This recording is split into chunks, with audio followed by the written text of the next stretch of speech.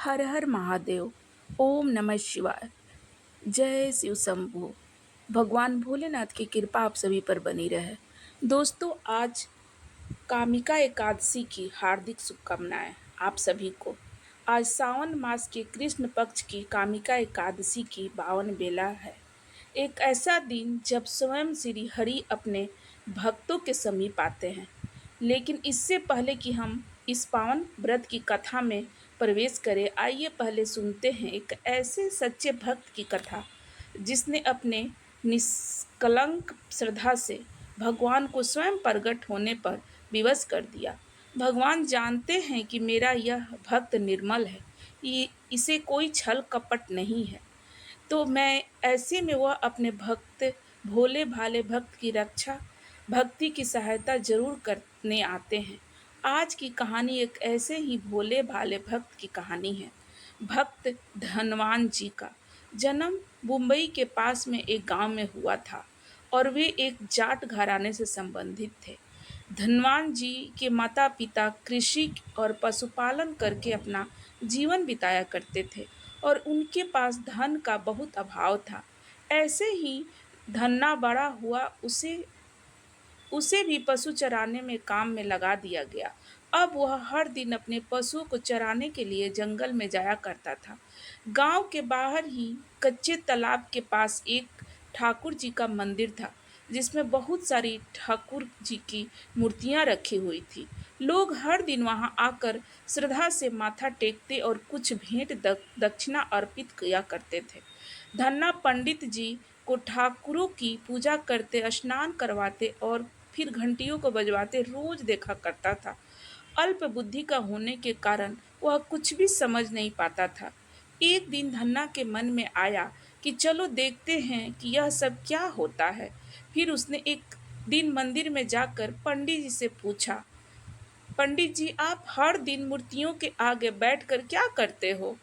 पंडित जी ने बताया कि हम ठाकुर जी की सेवा करते हैं और ठाकुर जी की सेवा करने से सारी इच्छाएं पूरी हो जाती है।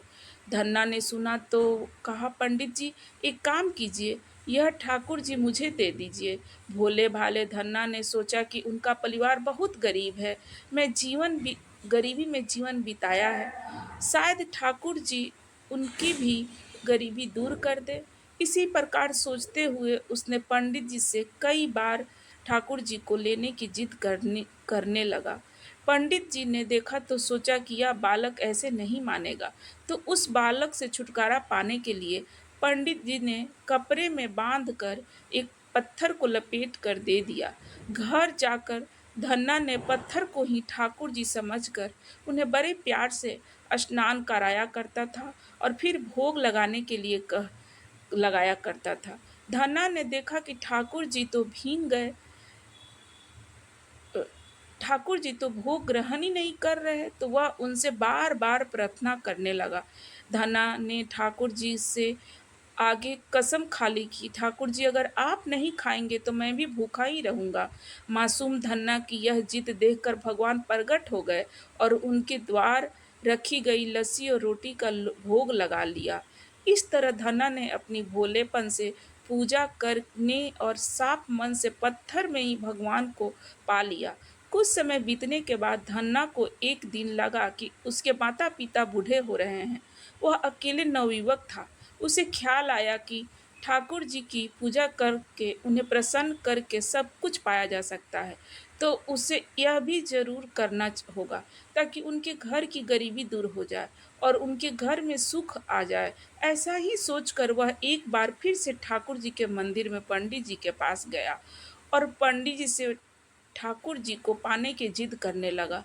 पंडित जी ने फिर पहले तो ठाकुर जी को देने से मना कर दिया कि वह ठाकुर जी पूजा अकेले नहीं कर पाओगे और तुम ठाकुर जी की पूजा अकेले नहीं कर पाओगे।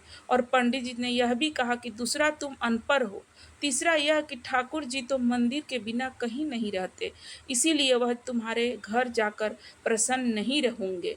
इसीलिए धन्ना, तुम जिद मत करो और अपने खेतों को देखभाल करो। ब्राह्मण का धर्म है पूजा पाठ करना और जाट का काम है अनाज पैदा करना। पंडित जी की बात सुनकर धन्ना टस से मस नहीं हुआ और वह जिद करता रहा। जब वह जिद करता रहा तो अपनी पिटाई के डर से पंडित जी ने गौ शालिग्राम जी के मंदिर में एक फालतू पत्थर पड़ा हुआ था, उसी को उठाकर धन्ना को दे दिया और पूजा पाठ की विधि भी बता दी।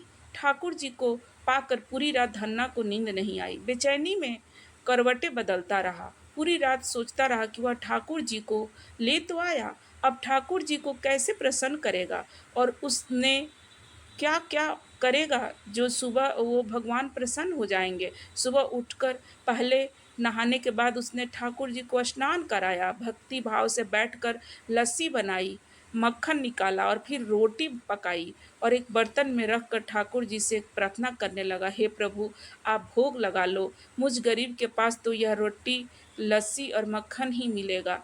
इसके अलावा तो मेरे पास भोग लगाने के लिए कुछ भी नहीं है। प्रभु भोग लगाओ। अभी तो मेरे पास बस यही चीज़ें हैं, जब आप और भी चीज़ें दे दोगे, तो आपके आगे वह भी रख दूँगा। अब धन्ना बैठकर ठाकुर जी को देखता रहा। भला पत्थर भोजन कैसे करे? अब तो धन्ना ने मंदिर में यही रखा था। अब तक तो धन्ना ने मंदिर में यही देखा था कि पंडित जी ठाकुर जी को भोग लगाते थे और उसके बाद ही वह भोग सारा वहाँ से गायब हो जाता था। भोला-भाला धन्ना सोचता था कि ठाकुर जी ने सारा भोग ग्रहण कर लिया, बल्कि होता यह था कि पंडित जी भोग का बहाना बनाकर सारी सामग्री अपने घर ले जाता था। भोला-भाला धन्ना को इस बात की जानकारी नहीं थी। जब उसने देखा कि भगवान के आगे तो भोग ऐसे ही रखा हुआ है, तो वह बड़ा बेचैन होकर कहने लगा, हे प्रभु क्या बात है? आप भूख क्यों नहीं लगा रहे हो? क्या आप जाट के हाथ का प्रसाद नहीं खाते? मंदिर में तो आप पंडित जी के हाथों से तुरंत ही भोग स्वीकार कर लेते थे, इतनी देर भी नहीं लगाते थे और अगर आज आपने प्रसाद नहीं खाया तो मैं मर जाऊँगा, लेकिन अपने आपके बगैर नहीं खाऊँगा। भगवान जानते थे कि यह मेरा भक्त तो बहुत निर्मल है, बिल्कुल भी छल कपट नहीं जानता। अब तो मुझे प्रकट होना ही पड़ेगा। 1 घंटा और बीतने के बाद धन्ना ने देखा कि सामने कान्हा जी विराजमान थे। कमर में मुरली बाँधी हुई थी, सिर पे मुकुट विराजमान था और बड़े प्यार से रोटी माखन के साथ खा रहे थे और साथ ही साथ लस्सी भी पी रहे थे।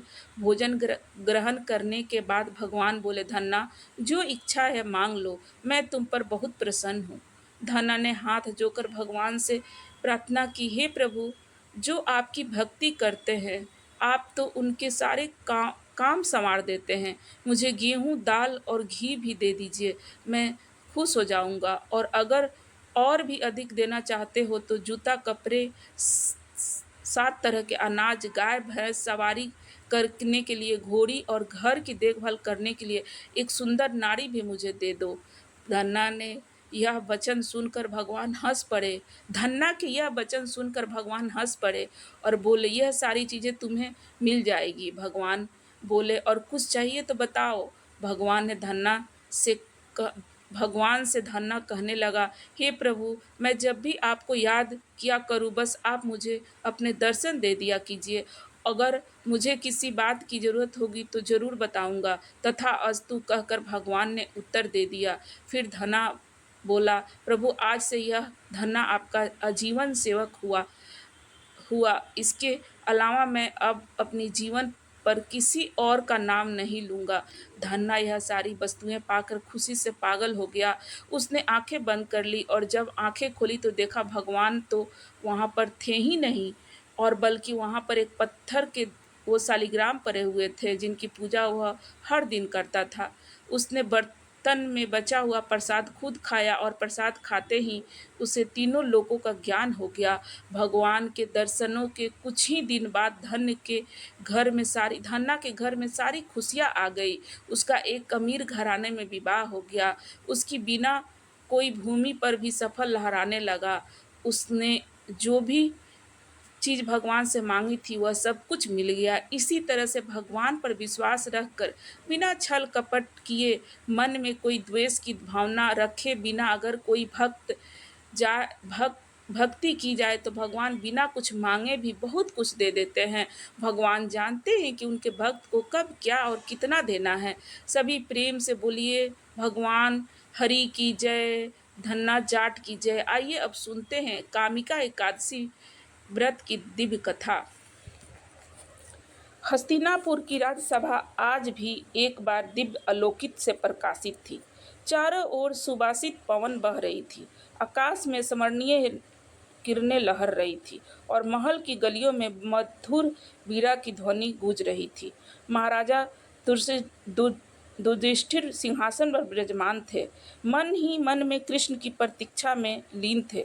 तभी गगन से एक दिव्य विद्वान विमान धीरे धीरे अवतरित होता है। उसमें विराजमान स्वयं भगवान श्री कृष्ण सौम्य मुस्कान, श्यामली तेजस्वी स्वरूप, केशव मोर पंख और नेत्रों के में करुणा की अवरीय धारण किए बिना हस्तिनापुर की भूमि पर स्पर्श करता है। प्रकृति स्वयं चरण वंदना करती है। भगवान श्री कृष्ण सभा में पधारते हैं। धर्मराज उन्हें प्रणाम करते हैं और निवेदन करते हैं, हे माधव, कृपया करके हमें आज उस एकादशी की कथा सुनाइए जिसका स्मरण से पापों का नाश कर देता है। तब श्याम और सुंदर मधुसूदन मुस्कुराते हैं और कहते हैं, राजन, अब मैं तुम्हें कामिका एकादशी की कथा सुनाता हूँ, जो कलयुग में मनुष्यों के लिए अमोल व्रत है।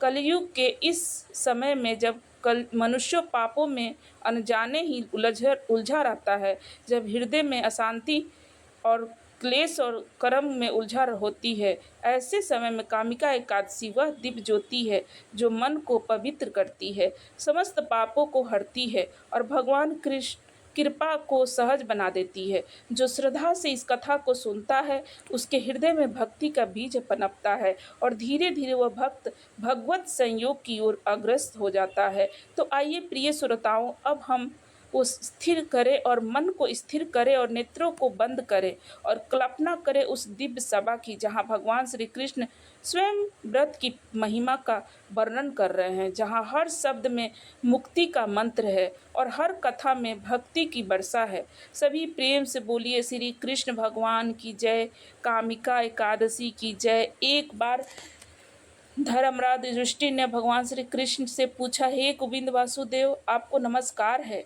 श्रावण कृष्ण पक्ष में कौन सी एकादशी होती है?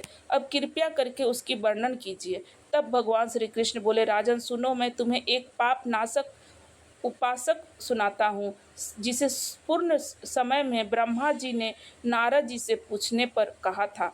नारद जी ने प्रश्न किया था कि भगवान कमलनासन में आपसे यह सुनना चाहता हूँ, श्रावण के कृष्ण पक्ष में जो एकादशी होती है उनका क्या नाम है, उसके कौन से देवता हैं और उनके करने से कौन सा पुण्य मिलता है, प्रभु ये सब बताइए। तब ब्रह्मा जी ने कहा, नारद सुनो, मैं संपूर्ण लोकों के हित की इच्छा से तुम्हारे प्रश्न का उत्तर दे रहा हूँ। सावन मास में जो कृष्ण पक्ष की एकादशी होती है उसका नाम कामिका है। उसके श्रवण मात्र से ही वाजपेयी यज्ञ का फल मिलता है। उस दिन श्री हरि, विष्णु, माधव और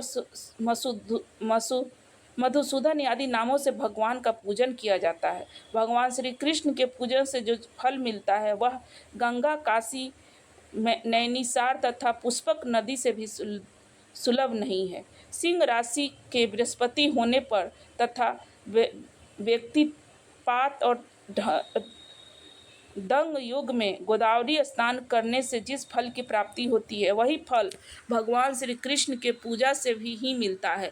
जो समुद्र और वन सहित समुचित पृथ्वी का दान करता है और जो कामिका एकादशी का व्रत करता है, वो दोनों समान फल के भागी बन जाते हैं। तो बाईं ओर गाय को अन्याय सामग्री सहित दान करता है, उस मनुष्य के जिस फल की प्राप्ति होती है वही कामिका व्रत करने वाले को मिलता है। जो नगेश्वर सावन मास में भगवान श्रीधर का पूजन करता है, उसके द्वारा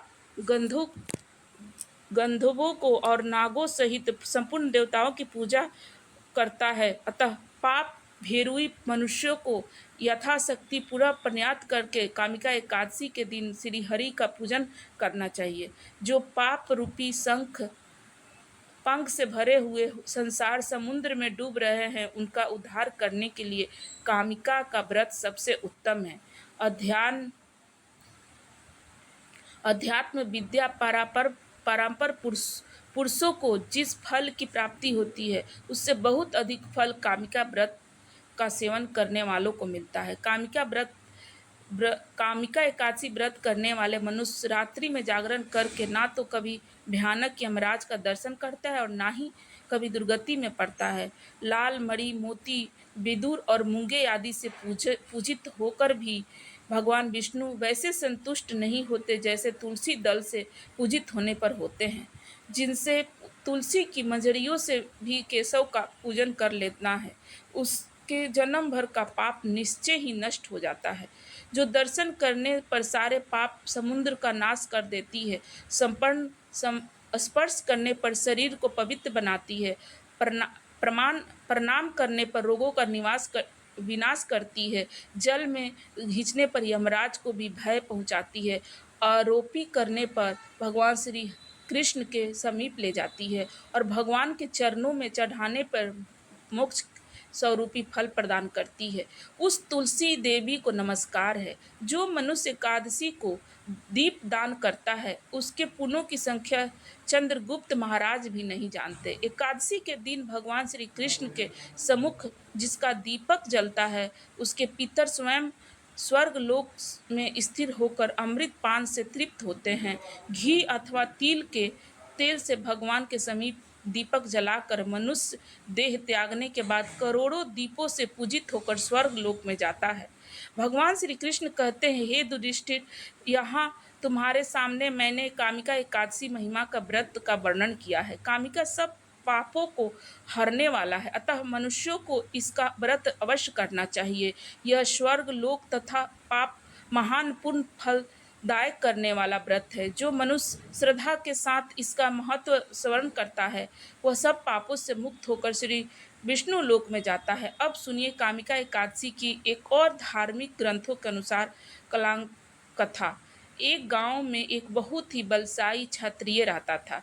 उसे अपने बल पर बहुत गर्व था। हालांकि वह धर्मपरायण था, नित्य प्रतिदिन जगत के पालनहार श्री विष्णु की पूजा उपासना करता था। एक दिन वह विशेष कार्य हेतु कहीं जा रहा था। रास्ते में उसकी भिड़ंत एक ब्राह्मण से हो गई। उस समय वह ब्राह्मण बहुत क्रोध में था। ब्राह्मण व्यक्ति उसे कुछ समझाता उससे पहले ही वह ब्राह्मण से हाथापाई करने लगा। ब्राह्मण बहुत दुर्लभ था और वह बलशाली क्षत्रिय के प्रहार को सहन नहीं कर पाया।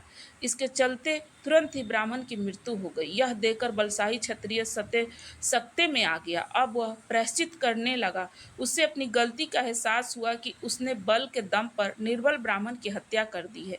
आवेश में आकर ब्राह्मण व्यक्ति की हत्या करने से वह बेहद दुखी हुआ और वह सूचना पूरे गांव में देखते ही देखते आग की तरह फैल गई। क्षत्रिय व्यक्ति ने गांव वालों से क्षमा याचना की, साथ ही ब्राह्मण का अंतिम संस्कार विधि विधान से करने का वचन भी दिया। लेकिन क्षत्रियों को तो ब्रह्म हत्या का पाप लग चुका था। तब पंडितों ने अंतिम क्रिया में सम्मिलित होने से ही इनकार कर दिया। उस समय क्षत्रिय ने सभी ब्राह्मणों के पैरों में गिरगिरा कर माफी मांगी, ब्रह्म दोष निवारण के लिए उपाय जानने की कोशिश की। तब पंडितों ने कहा कि ब्रह्म हत्या दोष का प्रायश्चित करने के पश्चात ही यह लोग आपके घर पर आग्रह करने आएंगे। यह सुनकर क्षत्रिय ने कहा, ब्रह्म हत्या दोष प्रायश्चित करने का कोई उपाय मुझे बताएं। पंडितों ने कहा कि सावन मास के कृष्ण पक्ष की एकादशी तिथि को विधि विधान से जगत के पालनहार भगवान श्री हरि का पूजा उपासना करें, साथ ही ब्राह्मणों को भोजन कराओ और दान दक्षिणा दो। ऐसा करने से तुम्हें ब्रह्म हत्या दोष से मुक्ति मिलेगी। इसके बाद क्षत्रिय ने ब्राह्मण व्यक्ति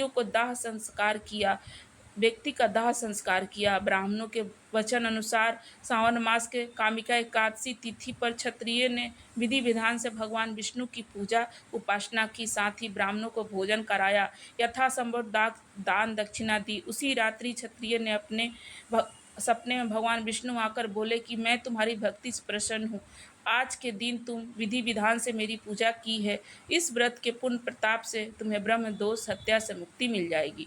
माना जाता है कि यदि अपने पापों का प्रायश्चित करने हैं, भविष्य में कभी ऐसी गलती न दोहराने के लिए सच्चे मन से यदि कामिका एकादशी का व्रत रखा जाए तो जाने अनजाने में किए गए सारे पाप मुक्त हो जाएंगे। दोस्तों, ये श्री कृष्ण ने जब युधिष्ठिर से कथा कही तो वो बहुत ही प्रसन्न हुए। और अगर आप लोगों को ये मेरा कथा पसंद आया हो तो मेरे वीडियो को ज़रूर लाइक कर दें, चैनल को सब्सक्राइब कर दें और वीडियो को ज़्यादा से ज़्यादा शेयर कर दें। धन्यवाद।